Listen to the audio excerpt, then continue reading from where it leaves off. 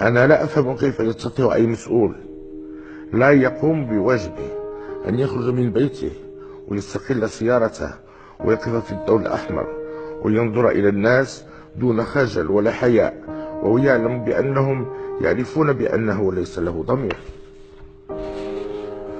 ألا يخجل هؤلاء من أنفسهم رغم أنهم يؤدون القسم أمام الله والوطن والملك ولا يقومون بواجبهم؟ ألا يصدر أن تتم محاسبة أو إقالة أي مسؤول إذا ثبت في حقه تقصير أو إخلال في النهوض بمهامه؟ وهنا أشدد عن ضرورة التطبيق الصارم لمقتضيات الفقرة الثانية من الفصل الأول من الدستور التي تنص عن ربط المسؤولية بالمحاسبة.